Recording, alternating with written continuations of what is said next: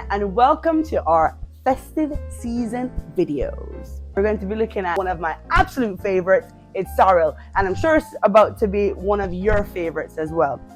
It's the most delicious, tart, flavorsome festive drink, and it's even great to make vinaigrettes. You can use what's left over to make a chutney. Really versatile.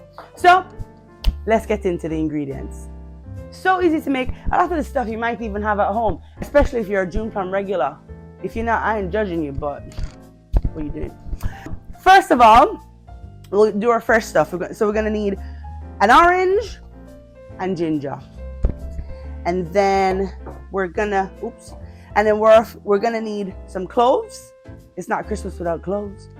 And then in true Jamaican fashion, we're gonna do allspice or pimento. And then of course we need our hibiscus petals. These are dried. We live in England, difficult to get.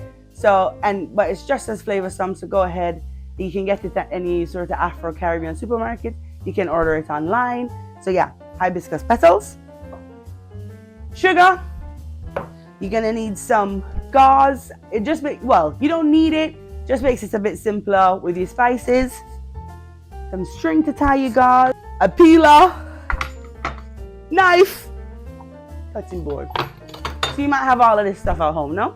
Oh, and then of course, we're gonna need water and a pan. All right, so to make sorrel, we make it like a tea. So what you want to do is start your water. So we'll cut a little bit of this cheesecloth or muslin. So literally just the smallest amount of muslin. Put some cloves. And the recipe will be in the description, so don't worry about the amounts. And then we're going to put some pimento. And you don't have to put your spices in a muslin, but for me, I use this to make chutney afterwards. It's just easier to separate stuff out. So we're going to wrap this all up. Use our string and tie it.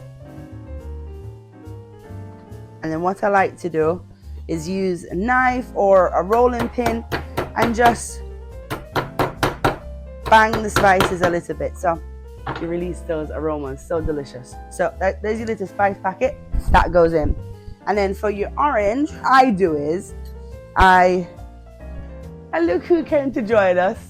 We're cooking up a little bit of sorrel. Sorrel. This is what happens when you film in the front of the restaurant. We're gonna zest our orange. And I just use a peeler. Again, it's easier to get the ingredients out if they're bigger.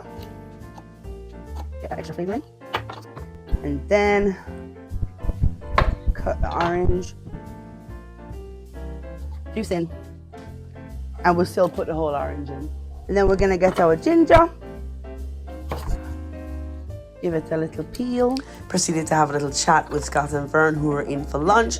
I didn't have a spoon with me, that's why I'm using a peeler. Use a spoon to peel your ginger. Okay, so we have our ginger. I love a lot of ginger, so this will be more than the recipe calls for, but this is how I like it. So you put as much ginger in as you like.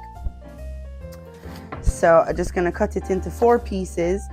Again, keeping it quite big so that at the end I can separate it from the petals to use them to make my chutney.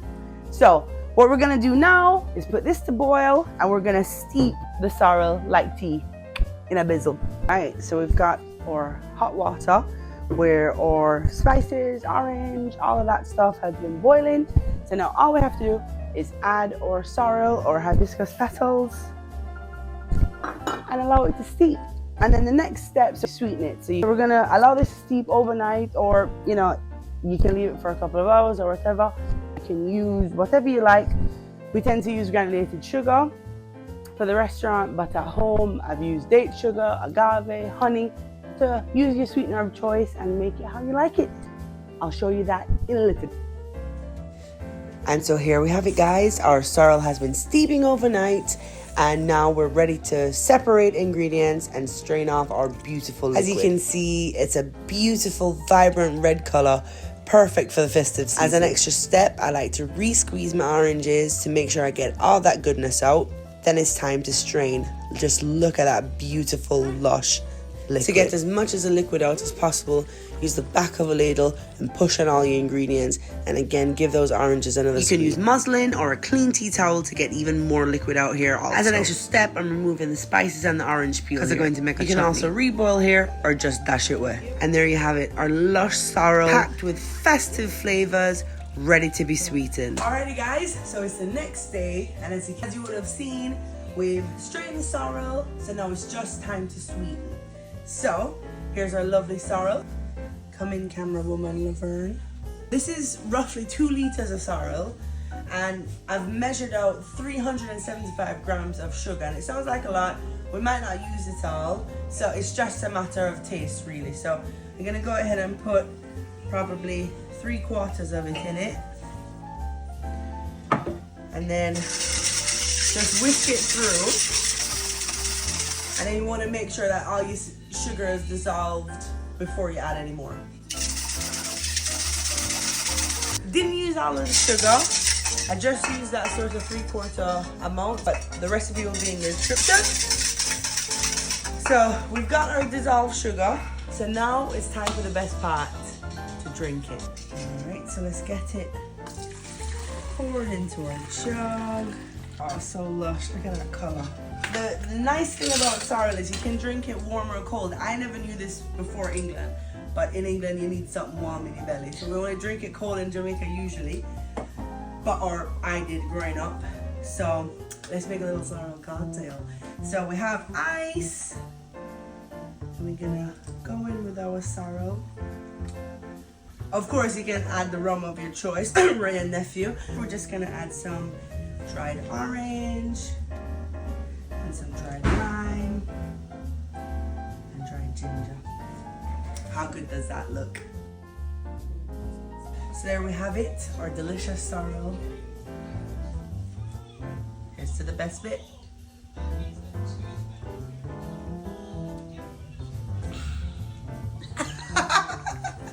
You guys.